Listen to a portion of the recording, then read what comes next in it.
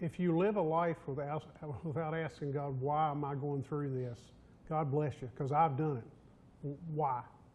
We don't understand it. If you want to go back to the origin, it happened when we left the garden. I mean mankind. That separated us from Him and exposed us to everything we live. These difficulties she's talking about. Like I said, if you're mature enough to look at yourself, which I think everybody in this room is, you'd be real to know that if we were in the garden, we would have partaken too. I know I would have. Just I think it's within ourselves to try to reach that. I don't know. We're not going to, and until we get to heaven, we'll reach that relationship with God and maybe understand it better. But until then, we're on this earth, and we will suffer trials. Things won't always go as you expect. And thank the Lord a lot of times that they don't, right? Because we've asked for things that weren't best for us, if we're honest about it. It's happened to us. Things he also did not promise is to save the disobedient. And that's a little bit of what she was talking about earlier. Things happen to the just and the unjust. And you think, how could God punish this person or keep him from heaven? You've heard people say that. Terms and conditions do apply to Christianity. I think we're in a group that understands that. And this makes, He doesn't save us by faith only. It's not, I don't think Christ, it wouldn't have been that price if that's all it took. It was just saying that you were in a relationship with Him. He doesn't promise another day on this earth. The days are short, and like I said, when you're young, you think you're going to live forever. You get to a certain age, and you start thinking, there's probably less years in front of me than there are behind me. I worked with a guy, he retired at 60, and he used to say, I'm at a quarter tank as far as fuel goes. I feel like my life's at a quarter tank. Now, he'll probably live to be 100, this guy, because he didn't feel stress at work like the rest of us. I'm not slamming him. If we're broadcasting, well, he'll know who he is. But I didn't see in him the stress that a lot of us felt. So I felt like he was one of those guys who was going to live forever. You've been around them, people that don't take stress. Of course, that's external. I don't know what he feels like inside, but he didn't display it.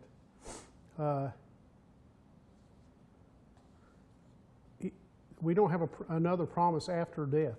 Once death happens, judgment is sealed, right? There's not going to be a change.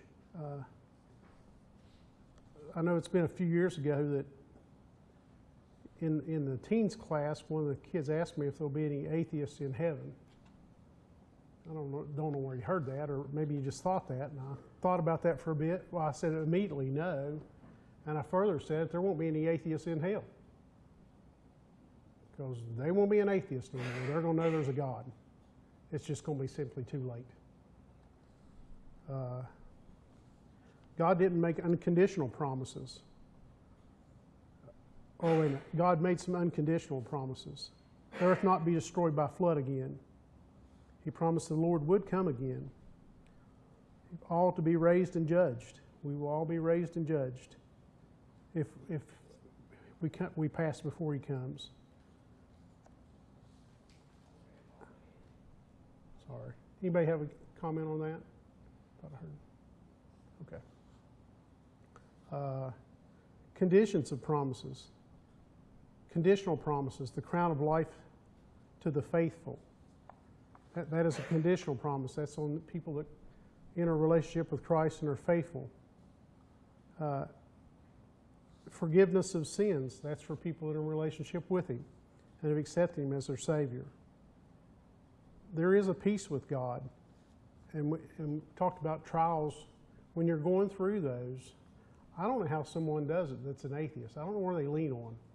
I really have a tough grasp with that, where they grab their moral compass. Besides society, and as we all know in this room, society shifts in its thoughts and patterns, or so we're told by the media, right? I don't think everybody on this planet, well, I'll say, I know other cultures are not going through the things we have been going through in the past decade on challenges of what is and isn't, or what gender you are. Now, I don't want to go down that path, by the way. That's new. That's not something that I knew as a kid that was challenged. I've dropped myself off point. What do you think about that? We are promised a peace with God, though. That's where I was at. So as I said a few weeks ago, when in 19, when I had that heart surgery, I worried about Sandra and the boys, but I didn't worry about eternity. I didn't go into surgery really in a bad spot. And I know that sounds a little bit selfish to me, but that's the eternal relationship with God. You do worry about your family and how they'll carry about, because you still want to see stuff. You want to see your kids get a little older. And I'd like to see now our grandchild. I'd like to see some of the stuff she's going to go through. Not all of it. Not all of it's going to be great, as we said earlier. There's trials and tribulations there too. I helped her have a bike wreck about a month ago. She's trying to learn to ride a bike, and I don't enjoy the comfort of leaning over and holding on to a 5-year-old kid and trying to run. So I fashioned a stick and attached to her bike that I could hold that stick like this and walk beside her. And she kept an eye on me and that stick. Don't let go of that stick. Don't let go of that stick. Well, she was doing pretty good. And she would lean to one side, so I let go of this to go to this hand, and she wrecked in the middle there. So she lost a little trust with me in that stick. So she'll ride it now, but she one eyeball's on me in that hand. She calls it the stick bike. By the way, she can ride. She just doesn't know she can ride. I think you could compare that to trust in the Lord. We lose our trust in Him when we have those trials. You're right. And that bike accident, we've lost a little bit of trust, but you're always there. He's always there. Yeah, that's a good point. We do. We tend to take it on our own and feel like we're on our own. But He didn't leave us here alone. He left us Christ, and He left us each other in the church. That's a big portion of strength for us. I know when we take communion, there's times when I'm at the Lord's table and I can go to it and almost do it systematically. And there's a lot of times you guys will see me up there where I'm struggling because I know the cost. I know what the cost is. And I couldn't ask for it. I don't think I'm worth it, to be honest. I fail Him. I'm not up here to make confessions, but I'm not human. But he is perfect. And as I said Sunday, perfect sacrifice, a perfectly lived life, and a perfect promise to us. And He did. He gave us each other. So that is something to seek comfort in. He promised us salvation to those who endure. And that's all the way through life. And when we go through those struggles and trials, unfortunately, they're preparatory. It doesn't seem like they get easier the next time. If you come across a similar situation, though, where you see a brother or sister suffering something you have, you can be a comfort to them. And sometimes it's not saying anything at all. You guys know that. Sometimes it's just companionship. You don't have to say anything. Now, I'm not a very good example of this, I'll just be honest, because I'm a communicator. So anything I got in trouble for in school and got me in the corner was talking too much. But sometimes when you're in those spots and you can't think of anything to say, nothing's a good thing to say. Right? Just being there. So He did promise us rest for the weary. And that means in each other at times, with the church, to support each other. Our needs will be furnished. We all are pretty blessed to live in the time we do. If you study history at all, what people had to endure They sure didn't sit in a cool room on a Wednesday night to hear anything about God. Pretty open to the elements. Let's see here. Happiness if we suffer for Christ. And you know, when you're younger, your peer group tends to change. It happens maybe when you get married and some of those friends want to carry on with adolescence. You kind of get a separate peer group. And if you're a Christian, it separates you from a lot of people because you just can't participate in the things they do. And they're less comfortable with you when you say, it's not that I won't do that. Well, I won't do it. I can't. It doesn't fit into what I'm trying to do here, to have a relationship with God. God's promises cannot fail. He has divine power. And as I said earlier, I don't know where atheists or some quote religious groups get their compass from. Well, I know where they get it from. Really, they get it from God. They just deny it. Where else? What other source could there be? Because mankind would never fashion these morals. It never fails to meet the conditions. I've heard someone say, never late but seldom early.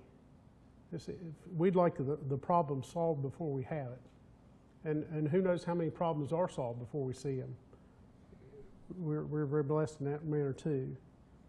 And this one, his promises are not merited, but they're by grace. And that's what I said earlier when I said at the communion table, I couldn't ask for it. I'll just be honest, I don't deserve it. But Christ was willing to come and God was willing to send him, not just to save me, but others, everyone.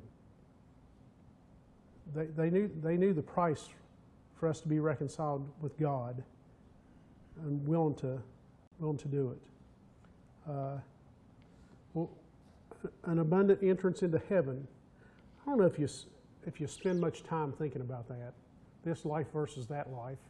It just kind of happens, I think, sometimes maybe unplanned, or maybe when we're studying Scripture. We don't know what that'll exactly be like, but it'll be better. We do know that. I don't know. Does anybody have any thoughts on that? What they envision heaven being like? It's opinion, a lot of it, unless you can understand Revelations a lot better than I can. But, okay. As long as we're on the face of the earth, as long as the earth stands, wickedness and the devil and evil will be among us.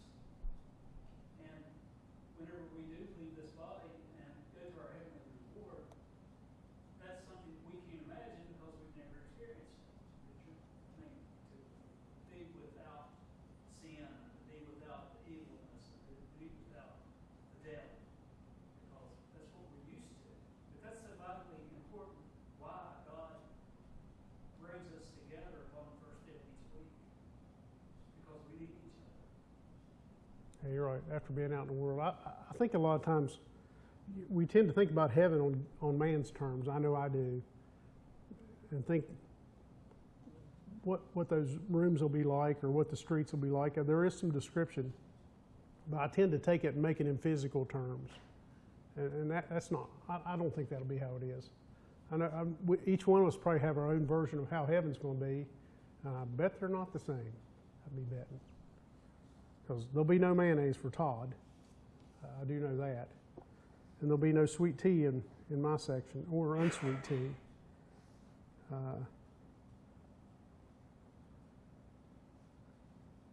The promises are designed to comfort, console, and encourage each other.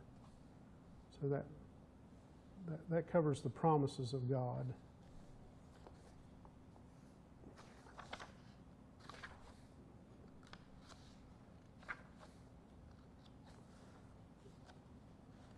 So I can't remember if I was talking to Sandra about this the other day. I think it was. This one's under reverence of God. And I was thinking about back when I was 12 years old. That's how old I was when I was baptized. And why I came forward. What pulled me out of the pew, right? And I tried to touch on it the other day during communion about where I hid myself from my father and how I know that made him feel. And when I was 12, I found myself separated from God. I went in a relationship with Christ. And I knew there was something I could do about it. And I've heard people say, you know, if you step that 1 foot out in the aisle, before you know it, you'll be up front. Or just ask that question, begin that dialogue. But a piece of that, I understood God loved me and He sent His Son. But there was a piece of it where it was fear. That piece of reverence. I knew there was judgment coming and I wasn't in a good spot. Not that I'd killed anybody yet. But, you know, when you're 12 years old, the worst thing you've probably done is probably to your parents. As I told you, I like to communicate a lot, and my mother would take a bit of it, my father would take zero of it, I could usually talk my mother out of discipline unless it involved my younger sister and I'd scared her. Like I'd taken her away and I could disappear for days, wouldn't be a problem. But if my little sister was with me, it was a problem. As you get a little older and you have a daughter, I understand why my parents were that way. Because that's one of your fears is someone getting hold of your child. But reverence from God. Abraham fell down before God. That's in Genesis 17:3. People trembled before God. You know, I've heard people say, when I get to heaven, I'm going to ask God this. I won't be able to talk. It'll be a time where I can't imagine myself saying a word.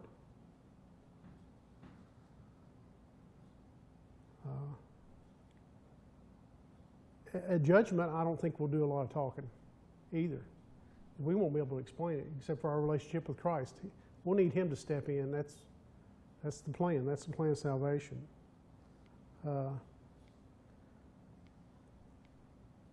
And I can't imagine people that don't respect God, how that judgment's going to be. I know how it's going to end. But you're around it. You've been around people that are really irreverent. They're the opposite, right? Very defiant in it. And you know, each one of those has a story, and we'll never know all of it, how it got there. But I pray that something will come along and change them. Just like in Todd's class, we've been studying Peter some, and I think Peter was able to. I'm sorry, Paul. I said Peter. We were studying Paul. I think Paul knew the cost of what he was doing. He knew when he pushed things so far, he was going to receive punishment because he was the one that used to carry out the punishment, right? So he knew it was going to go that way. He'd still do it because he was convicted. He had that reverence. He had that respect once he was converted. And I think that happens to a lot of people is if you find yourself separate from God and you come to Him on the terms, you don't want other people to go that way, right? You want to have a positive influence on others. And that's the way we should be. I talk about us being a light to this community. That's the light. People should see Christ living in us. We shouldn't have to tell people we're Christians. They should be able to see it in our words and in our actions. That's how you make a character judgment on somebody. If I take your words and take your actions and put them together, I can make a pretty good assessment on how you're going to respond to things, and I'll see if I want to be in a relationship or in a friendship with you. If you don't align there, it's hard for us to be friends. I'm not saying we don't have friends that aren't Christians. I think they're more acquaintances because you're not headed to the same spot, and you won't view things the same. When you come upon those trials and tribulations, they won't have that comfort. Now, they'll ask you to pray for them because I think deep down they know that needs to happen. buddy of mine lose his daughter a few years ago, and he called my house at 5:30 in the morning. He wanted me praying. He also had a son who was in the military and was in the middle of a battle. Same thing. I mean, they know to reach and ask people for prayer. They know, understand the power of prayer. And I think oftentimes, including me, I lose sight of what prayer can do for you. Because what it does is reestablish your dependence on God. And we're so independent. And when I say that, I point me first. I try to be so independent. But it matters. It matters that people are praying for you. And reverence toward God's house, and that's where the church gathers. And you guys have heard of several shootings in the past few years where people attack the church. I don't know what kind of evil mind causes that, but does it surprise us really that someone would target God's people? It's the light. It's the thing the darkness hates the most. Now, reverence for kings and rulers. Man, with the politics going on right now, it's very difficult. I find myself saying, how did we end up where we're going toward? My father, when I was pretty young before I started to vote, it was pretty easy to hear the nasty news on each candidate. How do you pick one, right? Both of them have negatives. And I'm not trying to point toward somebody right now, by the way. But he said, you're not picking a preacher. They're politicians, and they're all fallible. And if you've ever been involved in a preacher search, there's a piece of that where you're trying to find somebody that's perfect, the perfect fit. And if you want to do a lifetime of a preacher search, that is the idea you want to go for. You're going to hire a human and support their work, and hopefully you grow together. They help the congregation grow, and you help them grow, because we're going to hire a human. But we should have reverence for our rulers. And when I say that, that doesn't mean they have an open forum to do whatever they want without judgment. But he places them there. It is God's will through the free will of men to put them there. Respect our elders. So I'll say with respecting your elders, usually foolish people don't get old. But I've come to find out as I get a little older, every now and then one makes it through. I'll say that. And you guys have been around them. But you usually see toward the end of life, people are who they are. And if they were kind of foolish all through their life, that's who they carry themselves out to be. And if they're kind, and most Christians I've found as they get older, they're still trying to teach or share their life, the mistakes you may have made. And that's what I said earlier. When you have a relationship with the church and each other, when you see somebody struggle with something you struggled with, you want to help them. That's what we're here for, is to support each other along the path. Elders, worthy of a double honor. The life of an elder it's not an easy thing, because I think I know about each of us. They know a lot about each of us. And that stuff shouldn't be shared publicly. Same thing with us, even though we're not elders. If we know a thing about another Christian, they're struggling through something and they share it, that doesn't mean you should go share it with somebody else. You know, that's a very private thing.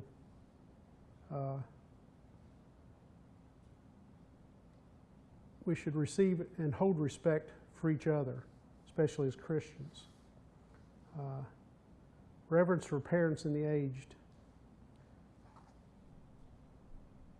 You know, that's something that I said about 12 into your teenage years. It seems like that sweet little child you've raised has become what we have now at teenage years, and it's quite a difficult time sometimes as young kids are adulting. I joked with Sandra about one of our kids the other day about working through something. I said, well, this is part of that adulting process that they got to go through. And you have to let them struggle some, but you can't take irreverence toward yourself. That's a piece of what's wrong with society anymore.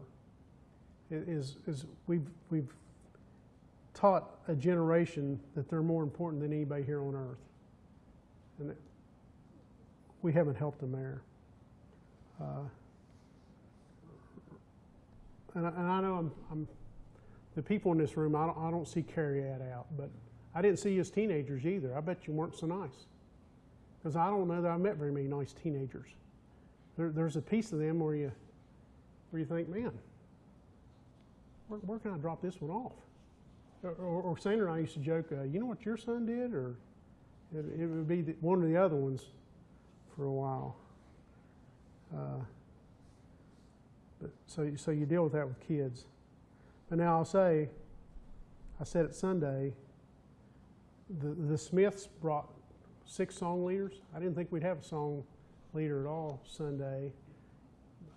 And then we ended up, that was quite a, Sunday was a good evening for me. I like seeing those kids step up and do that, and I hope they carry that forward, because we sure can't ride Mark all the time. But, Mark does a great job, and I'm not going to help him. So, like Henry joked about his father-in-law volunteering him some stuff except for leading singing. So we'll have prayer service if it's down to me. Let's see here. Woe if we disrespect our parents. That's in Isaiah 25:10. You know, those are core relationships, and if you can't leave your parents' house with having some respect for them, I don't know how you carry yourself out in society. Now, I will say this: between the time I was 20 and 25, my parents got a lot smarter. They seem to have it together. But I was able to tell both my parents before they passed, I really didn't want an inheritance from them. I got a great raising from them. I don't know how they did it with 6 of us. It was a lot. I don't think they finished my brother. Just kidding. I don't think you ever finish raising them.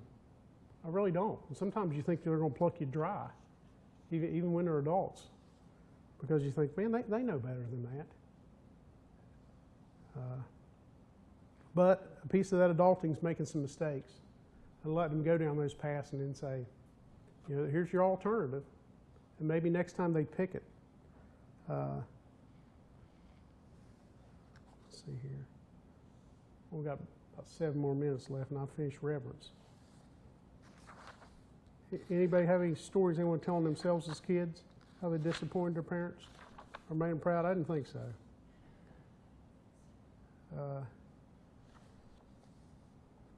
So I talked about Christians here a while back. Qualities of a Christian: humility. You know, when we see others struggling through something, we could start that "I told you so" business, which helps nobody. But we should live a humble life. And like I said, when you find out something about somebody, that second-hand information is rarely accurate. And the only thing worse than no information is bad. So don't spread it. I think I may have told this on my mother here a while back. We were playing some cards at my parents' house, and my brother-in-law, he said something. I don't even remember what he said.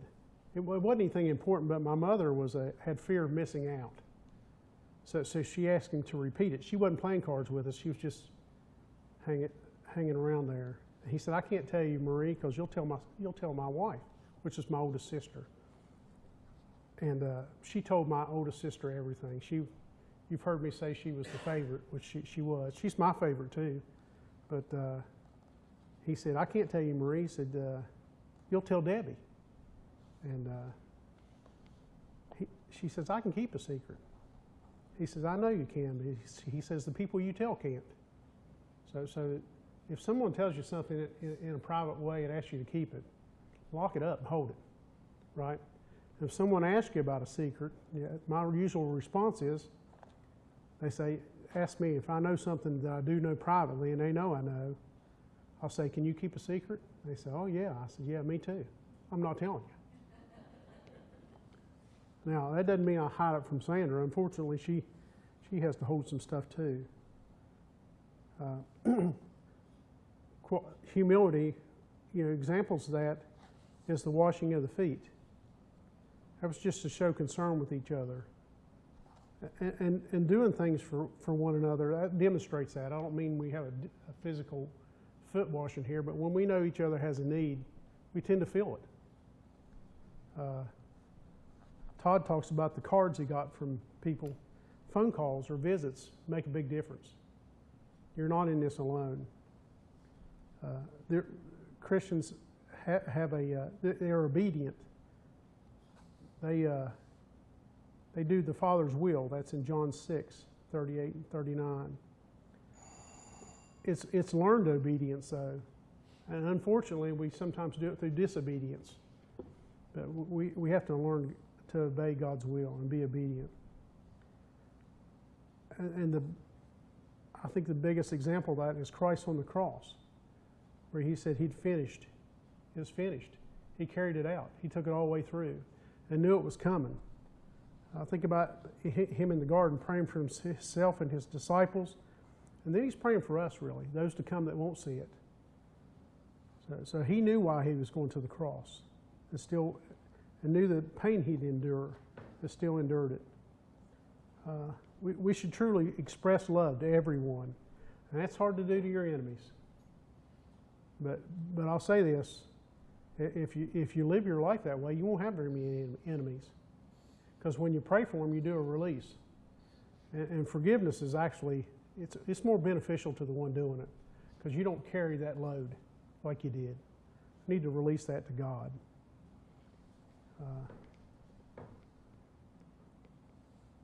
That 70 times 7, that's 490. I think I could count sometimes on that brother of mine I just mentioned earlier, and I think I was above 490 with him. In fact, when I was a kid, he used to hang me over the bridge.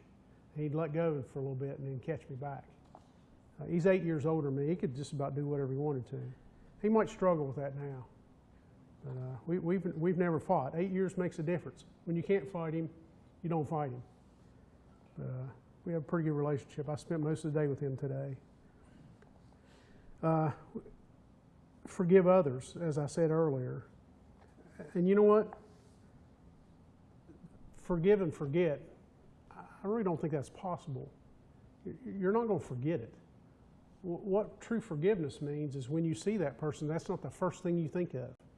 We say we forgive them, but when you see them, if that thing comes to the front first, you probably need to rethink that because you didn't forgive them at all. You didn't forget it. It's fresh for you, and that means you're still carrying it if that's the first thing you see in that person.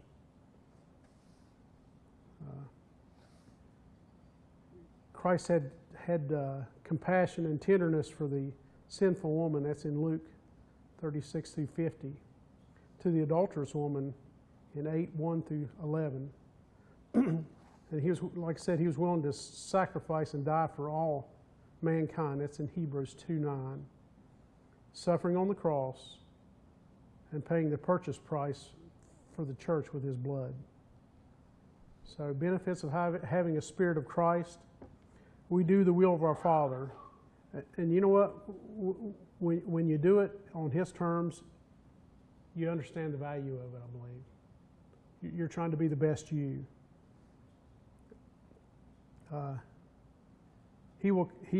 Christ will confess us before his Father. As I said at judgment, I don't think any of us need to say a word. Christ will carry it out for us.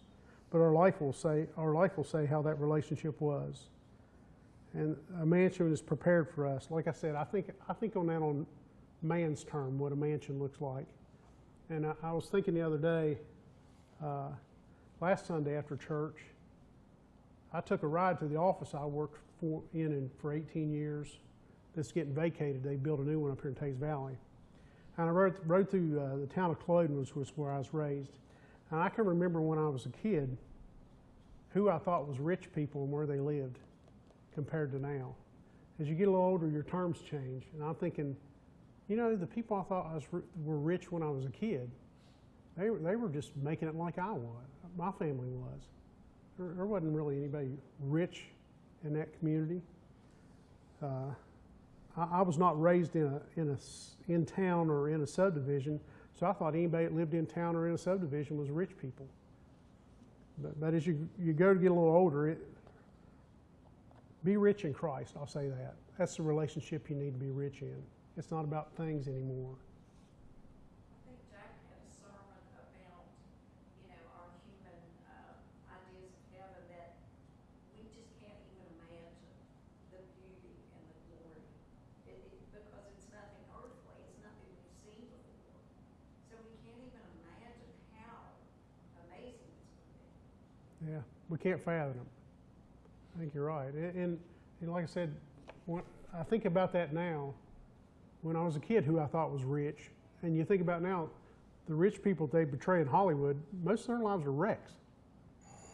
If you read anything about them, which they love to print the bad stuff, their lives are in shambles.